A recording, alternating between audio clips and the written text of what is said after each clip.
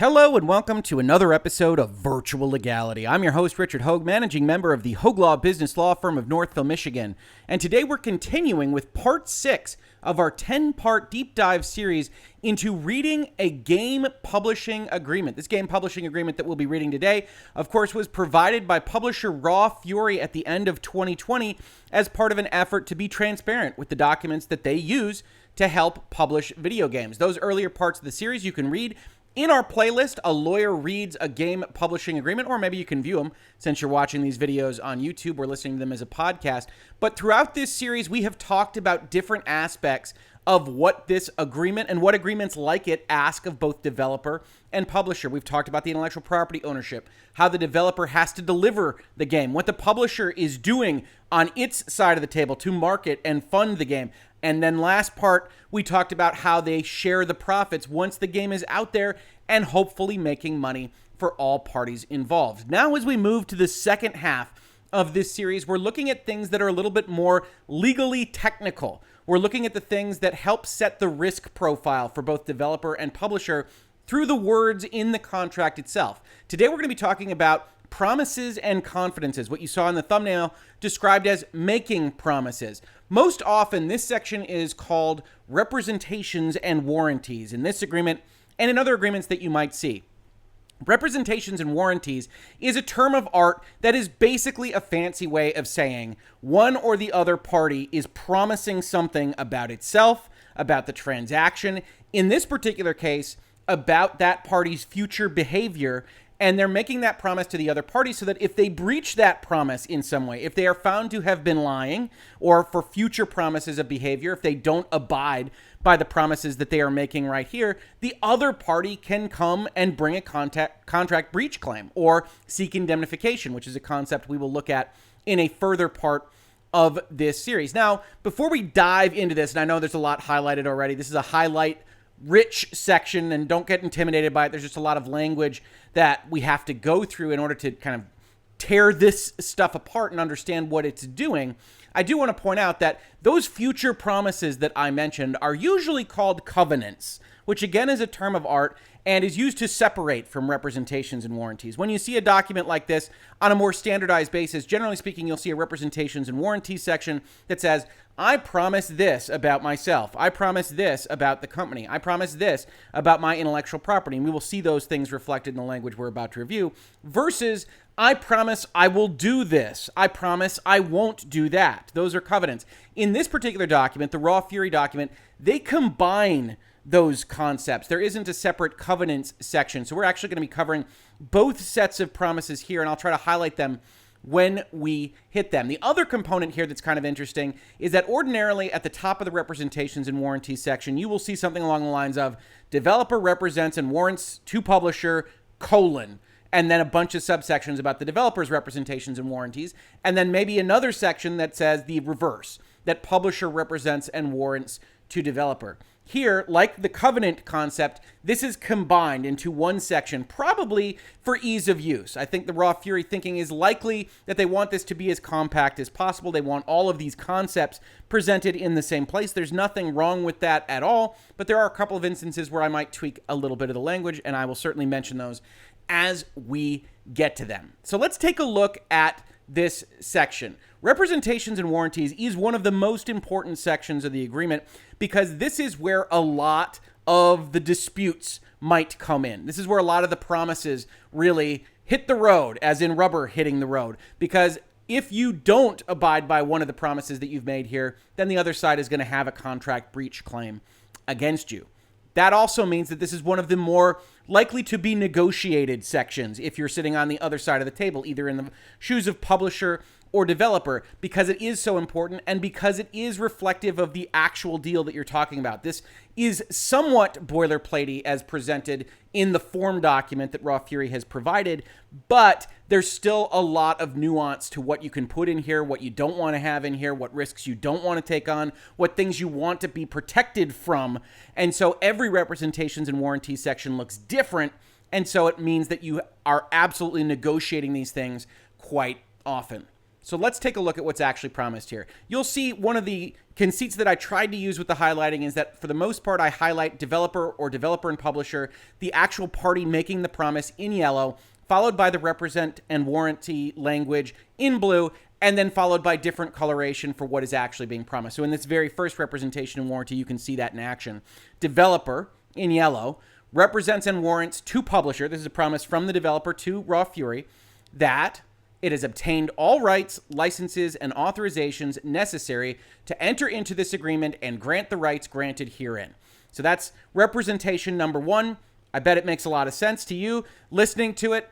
The developer has promised that it has everything it needs to have for it to be able to enter into the agreement, to say what it's going to do, to deliver that game, to actually have what it needs to accomplish the vision that they are attaching that's going to describe the game to be delivered. And that's an important promise for the publisher to receive, that it's giving money, it's entering into a contract with a developer that has the ability to do what it says it's going to do. Next, you get a double representation and warranty. Each of developer and publisher represent and warrant, presumably to each other, that the execution and performance of this agreement does not and will not violate or interfere with any other agreement to which it is a party, right? That makes sense as well. Both sides are promising to the other side that doing this thing, this transaction, entering into this relationship, isn't going to violate some other agreement that it's already entered into. If it has a different agreement with a different publisher that Raw Fury doesn't know about, and that publisher has certain rights of first refusal or non-competition provisions or intellectual property ownership, you'll have a problem with this representation and warranty, and Raw Fury would have a claim against you if you're the developer if you didn't tell them about that other agreement. That's going to make their day pretty bad when that third-party publisher comes in and says, whoa, whoa, whoa, you can't do any of this.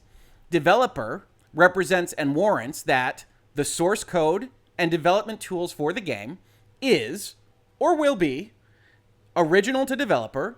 Okay, so you'll own the stuff that you made, and or exclusively owned by developer, maybe you bought it, and or validly licensed by developer at developer's expense for all uses to be made of them pursuant to this agreement.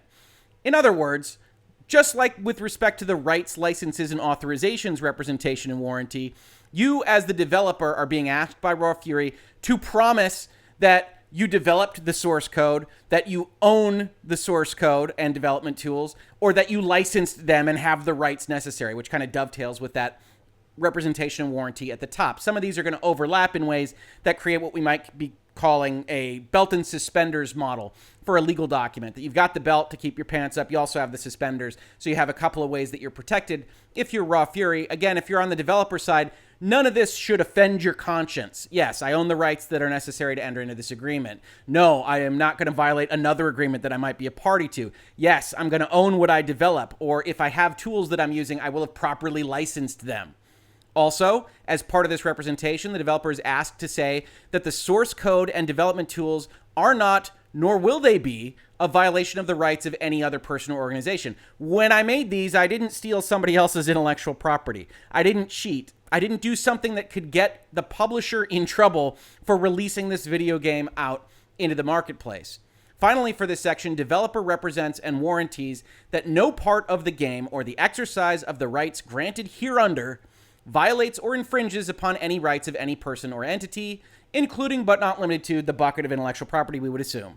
Copyrights, trademark rights, patent rights, trade secret rights, contractual, common law, or statutory rights.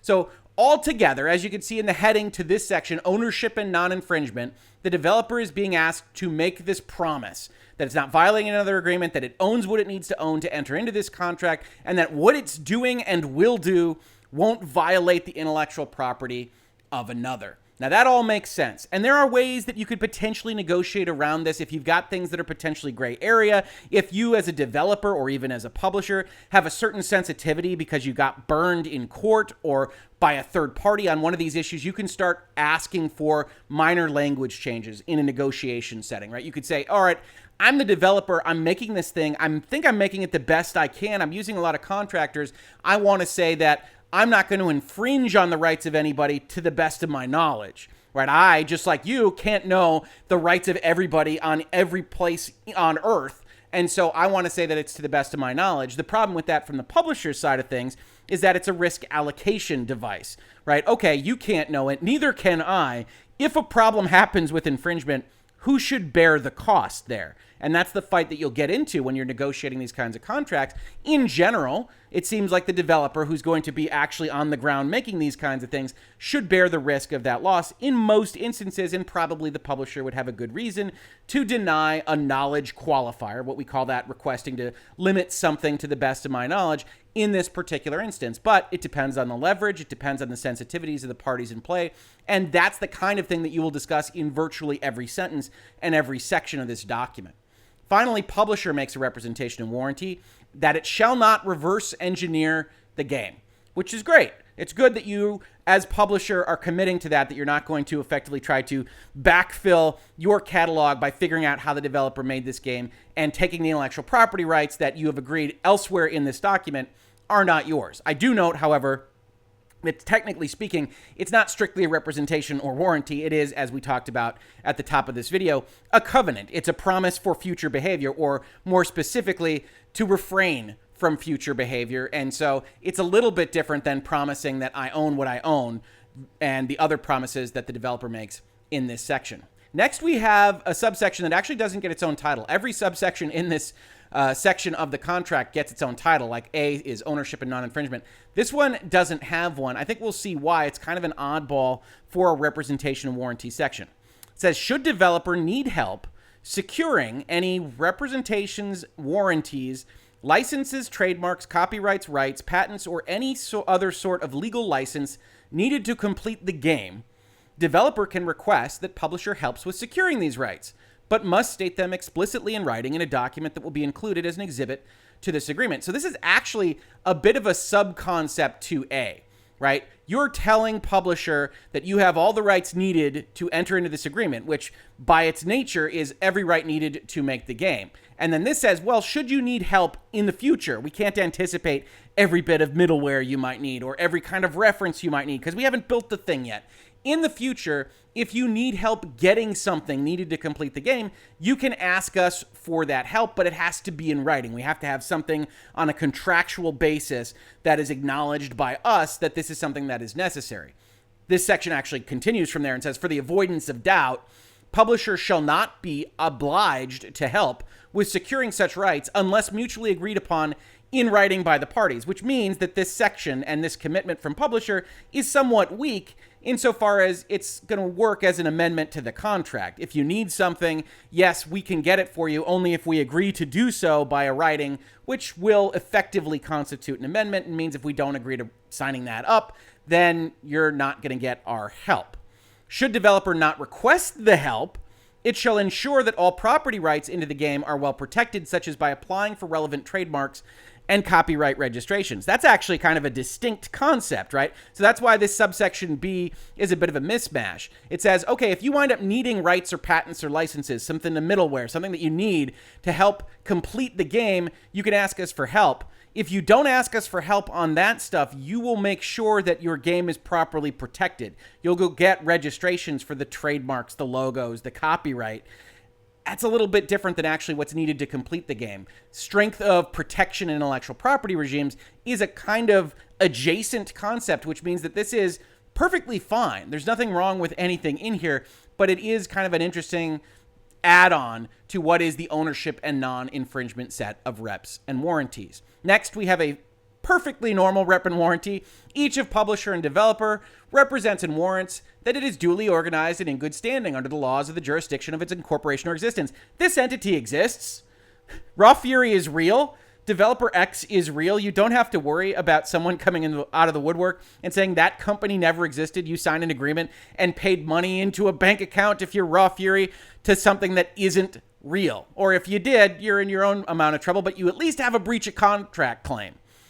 The next representation is that it, either party here, publisher or developer, has and shall at all times remain possessed of the full right, power, and authority to enter into and perform this agreement. you have the corporate rights. If you're Raw Fury, or if you're a developer that's an LLC or a corporation, you've gone through the right resolutions if they're required. You've got the right approvals. You've done the right things to be a company in good standing and to have the authority to enter into an agreement like this one. And that can come up in governing documents where a company might say in its bylaws or in its certificate of incorporation that only X, Y, or Z as individuals can enter into a contract like this on behalf of the company. Or if it's a contract of X amount of dollars, we don't want to spend $2 million funding a video game on the publisher side unless the board signs off on it. So a rep like this says we've gone through our governing documents and have made sure that we have the authority to do everything that we say we're going to do under this agreement. Finally, it says, also, publisher and developer promise that it is not presently the subject of a voluntary or involuntary petition in bankruptcy,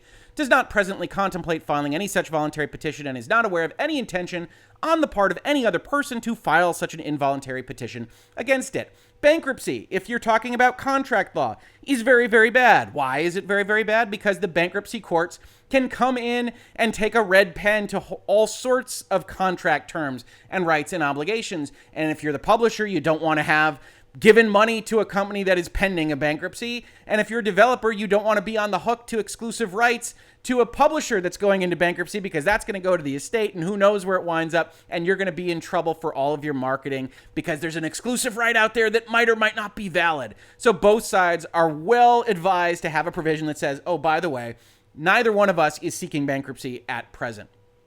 Finally, this section says, and the person executing this agreement on its behalf has the actual authority to bind it to this agreement. Just like I said above, you want to make darn sure that each side has promised the other that we're a company, we exist, and the person that's signing on the company's behalf, yeah, they have the right to sign on the company's behalf. All very important from a corporate organization perspective. The performance rep and warranty. Each of publisher and developer represents and warrants to each other that it is under no disability, restriction, or prohibition, whether contractual or otherwise, with respect to its rights to execute and perform this agreement. You see some of that overlap, right? Again, we're very concerned in this set of reps and warranties that each of the parties can enter into the agreement they are claiming to be able to enter into. So we're not under a disability, restriction, or prohibition, a concept very similar to the one the developer was asked to give in that first reps and warranties section, where they say, hey, I don't stand as a party to an agreement that would prohibit me from doing the things that I said I would do under this agreement. Each of publisher and developer represent and warrant that the agreement of any person who is not a party to this agreement is not necessary or required for it to carry out its obligations hereunder, or for it to enjoy the benefits contemplated by this agreement. We don't need the consent or approval of another party, whether a government agency or another contract party. I don't need to go get permission to enter into this agreement or to do the things I'm promising to do under it. That during the term of this agreement, it will not enter into any agreement or make any commitments which would interfere with the grant of rights hereunder or its performance of any of the terms and provisions hereto. Okay, I've promised to you that I'm not currently a party to something that could cause you trouble on both sides, publisher and developer. I also promise that while this agreement is active, I won't enter into another agreement that probably would have caused you the trouble had it existed before we entered into this in the first place. So I won't sign another document that will somehow prevent me from doing what I should be doing under this agreement for you. Finally, this section says, and that it will not, nor will it, sell, assign, lease, license, or in any other way dispose of or encumber the rights granted to publisher hereunder. Publisher gets the certain rights to market the game, gets certain rights of first refusal, as we've talked about in the other sections of this video series. Here's one place where I would point out that this is a bit of a legal drafting error. This section says it's publisher and developer that represents and warrants these things. This last provision is actually just a developer rep and warranty. The publisher isn't promising not to encumber the rights of itself. And so this should probably be a period here, and this should probably say developer is promising that it won't do something to hurt the rights of publisher, rather than it being a joint representation and warranty by the time you get to the bottom of this section. A minor problem in an otherwise very solid document and set of reps and warranties. Operation. Developer, so this is a solo rep to publisher, represents and warrants to publisher that the gold master for the game will operate in accordance with the applicable design specifications and with commonly accepted standards for operation of such game, will be free from any bugs, significant programming errors or anomalies, and will operate and run in a reasonable and efficient business manner as described in any user and system configuration documentation or system, which fully explains the operation and design of the game. So long story short, this section says you will deliver a game that matches with the specifications we asked for, and it won't be too terribly broken and will comport with whatever the platform is that you are delivering it to us for. That being said, there are a couple more of these kinds of issues that I generally have with some of the language in this particular document around the definition of Gold Master. I pulled up that definition section that we've talked about in prior videos. Gold Masters are not necessarily bug-free, but bugs they contain are not considered serious enough to block production or play. We've talked about this bugs kind of definitional issue. This is lowercase b, so this is kind of the common sense of what a bug is. It says that Gold Master, by definition, doesn't have to be bug-free. But of course, there are sections here, both in 15, which we talked about in an earlier video, and now here in section 20 that says you will deliver a Gold Master that will be free from any bugs, capital B. But bugs isn't actually defined in the definition section. For that definition, you actually have to go directly to section 15, where you get the definition we've talked about in prior videos. In this specific agreement, a bug with a capital B means any deviation from the commonly accepted standards for normal operation of games or any material error, including without limitation an abnormal cessation of functioning of the game, but shall expressly not include deviations from that commonly accepted standards for normal operation of games that are not considered serious enough to block production or play. A minor frame rate dip when you're crossing a corner in a graphically intense environment might technically be a bug. It's not hitting the specification of 30 frames per second or 60 frames per second, but it's not a bug for purposes of the agreement because it's a normal kind of operational issue for games of all stripes, which leaves you with will be free from any bugs, not actually meaning will be free from any bugs, which is kind of a standard thing that happens in legal documents, but I don't love it. I would probably define this capital B bugs as something like material bugs, significant bugs, something along those lines, because I do think non-lawyers and people just reading this document off the shelf look at it and say, oh, if I have to go cross-reference it to the definitions, oh, it's not there. Where is it? It's in section 15. How do I read all of this? I don't think it's ideal, but it also isn't bad. The developer is not obligated to deliver something that's bug-free. It just looks like they are. The last thing I would say in this section is that I don't actually know what efficient business manner means, especially since we're talking about a leisure product.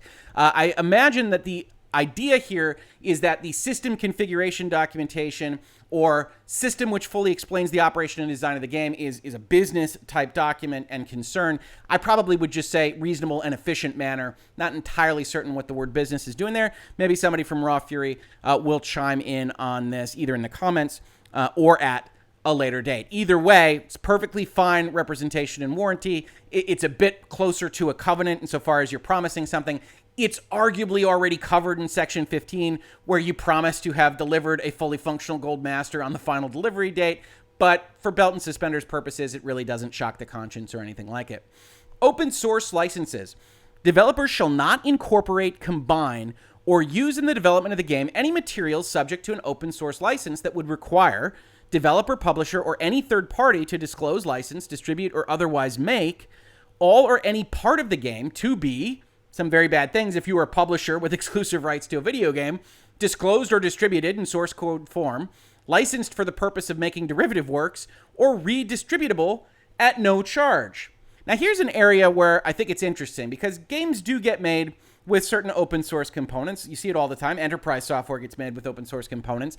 But parties that are licensed partners with you always and forever want to know exactly what those open source components are, exactly what the obligations are related to those open source licenses. And so this is an area where I thought we could talk about briefly. One of the things that happens in representations and warranties sections is that there's often what we would call a disclosure schedule or a schedule of exceptions. The representations and warranties section, as you see here, is the baseline. These are the promises that either side wants to get from the other, but there can be allowable exceptions to these promises. It might be the case that Raw Fury, or the publisher that you might see on the other side of the table from you, if you're on the developer side, doesn't actually care that you have certain amounts of open source software in your game, so long as it doesn't do these very bad things, or if it does, that at least the publisher knows about it. So what you might see in a document like this, what you might negotiate with your lawyer as part of a conversation regarding this contract, is a statement that goes something like the following: except as set forth on disclosure schedule section 20F, developer shall not, etc., etc., etc. And then as part of the document, as part of the agreement that you enter into, there would be a disclosure schedule. Sometimes you'd see it referred to as a schedule of exceptions that would have a page on it that says 20F, and it would list the open source licenses, and it might list exactly what they do that the publisher would want to be aware of. And with that notification, you're no longer in breach of this because the language would allow for the exceptions, the disclosures that you're otherwise delivering, but either side can have full transparency about what the relationship looks like. Otherwise, this section, perfectly normal and perfectly acceptable from the developer side. This is a normal request from a publisher. We don't want there to be rights that we don't know about that we would have to otherwise abide.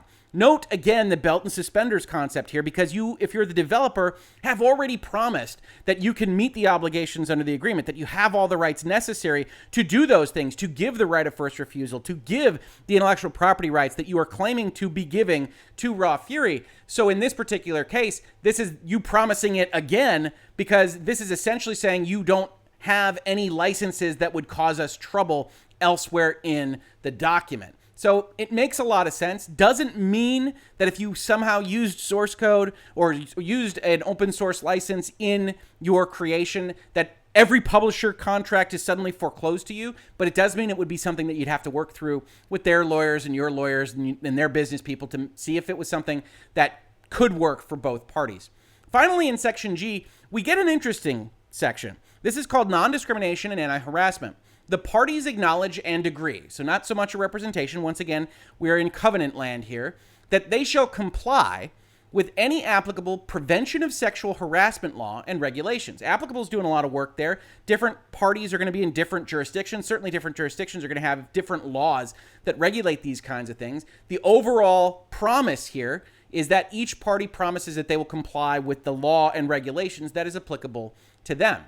Neither party nor contractor nor any person on their behalf shall, in any manner, discriminate against or intimidate any employee or partner involved in the development or publishing of the game, the performance of work, or any other activity required under the agreement, on account of gender, race, creed, or color.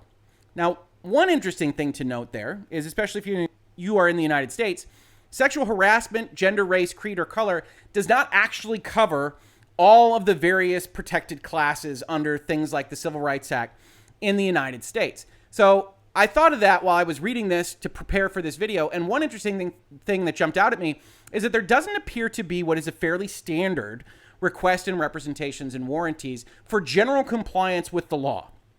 You see here the kind of language that you would see in a representation and warranty or a covenant like that, where you talk about applicable laws and regulations. Generally speaking, there would be a blanket umbrella promise, probably from both parties in most cases, that says, the parties agree that each shall perform the services, duties, and obligations under this agreement in full compliance with all applicable laws, rules, and regulations of every government authority, municipal, federal, state, local, what have you. And they promise to be in compliance completely, including but not limited to a list like this, which is expressing certain things from Raw Fury as publisher, right? A certain sensitivity to these issues, and justifiably so. Sexual harassment, discrimination on the basis of gender, race, creed, or color. Obviously things that certain corners of the gaming industry have struggled with historically. And so there's no problem with this being the list.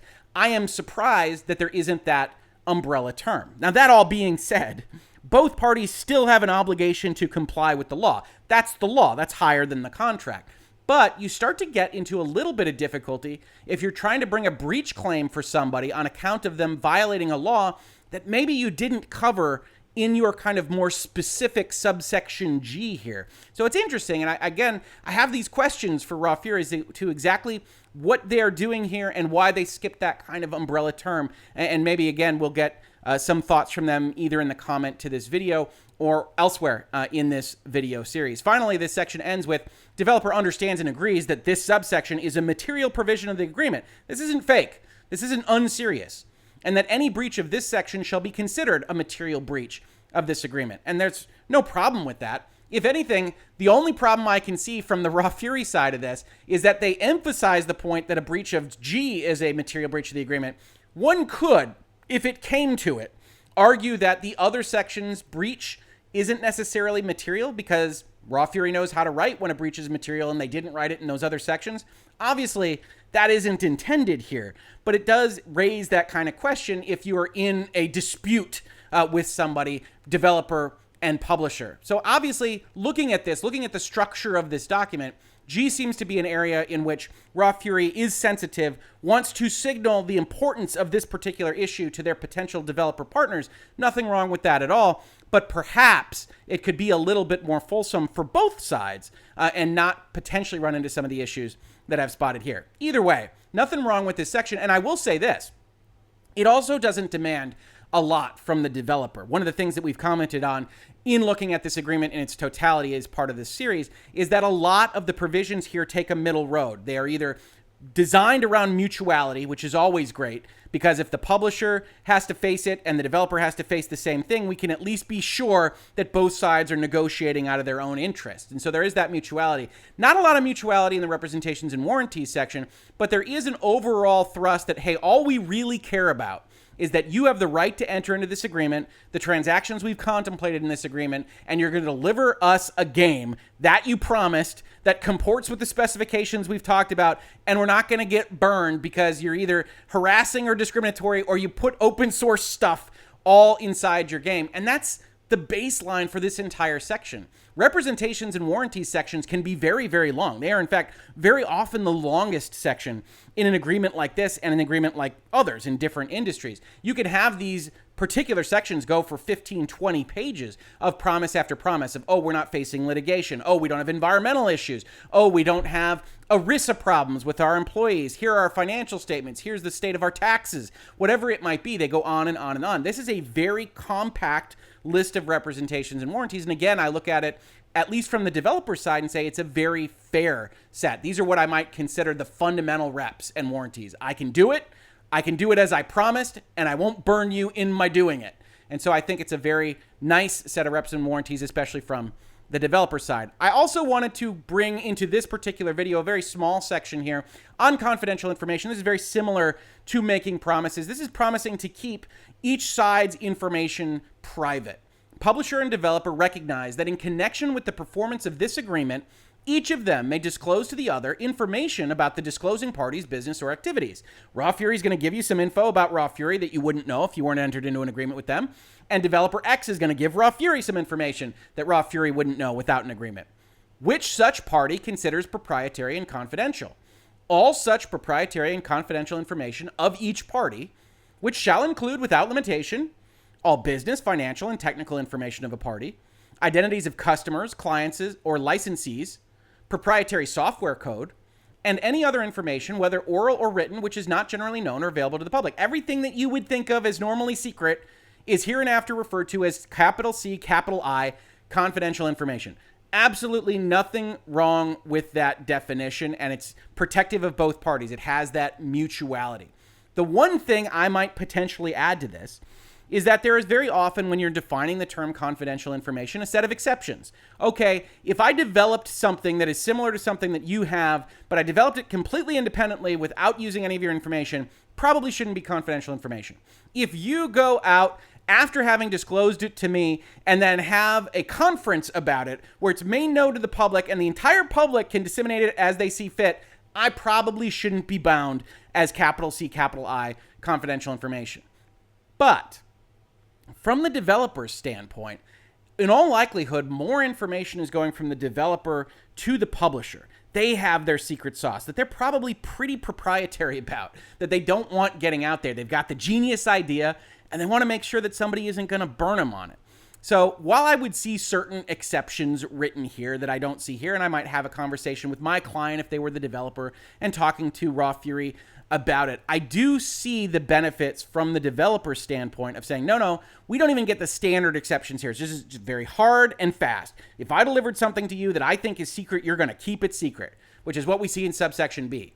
The party who receives any confidential information agrees to maintain the confidential status for such confidential information, not to use any such confidential information for any purpose other than the purpose for which it was originally disclosed to the receiving party. You're only going to use what I gave you for the purposes we talked about in the agreement, and not to disclose any of such confidential information to any third party unless required by law or court order. Yes, that's an exception that always makes it into confidential information definitions. You maybe don't even need it because the court order is always going to subsume the qualities of the contract here, but it's good to have in here. Yes, if a court mandates that you deliver something, you can abide by that without breaching this section. Because remember, a breach of this section could potentially cause contract damages and wind up in court with you against the other side. So if the court orders it, you get out of it.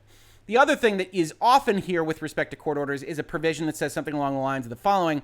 If you are ordered by that court to do something, you'll give notice to the party whose disclosure has been ordered and hopefully give them the chance to potentially try to suppress it or restrict dissemination of that, even if the court needs it for whatever it's looking at. And so maybe if I was sensitive about my confidential information, I would tweak a few things in this section, but overall, this is a very normal promise. If you're on either the publisher or the developer side, you want to see a section like this that promises that the information will be kept confidential. And at the end of the day, these promises don't shock the conscience, they don't offend. And again, I think it's a very mutual-based, very fair set of provisions in this publishing agreement. That's been Chapter 6, Promises and Confidences. In the next couple of sections, we're going to be talking about that indemnification concept, where one or the other side has to pay the other for breaches and problems that they have with the contract, the length of the term, miscellaneous provisions, and then going over all of this in a big umbrella and talking about the overall relationship across all parts in our Part 10 conclusion. If you enjoyed this video, thank you so much. Please like, subscribe, consider supporting the channel at the various support avenues that we otherwise have. Otherwise, if you caught this on YouTube, thank you so much for watching. And if you listen to it as a podcast, thank you so much for listening. And I will catch you on the very next episode of Virtual Legality. Virtual Legality is a YouTube video series with audio podcast versions presented as commentary and for education and entertainment purposes only. It does not constitute legal advice and does not create an attorney-client relationship. If you have legal questions about the topics discussed, please consult your own legal counsel.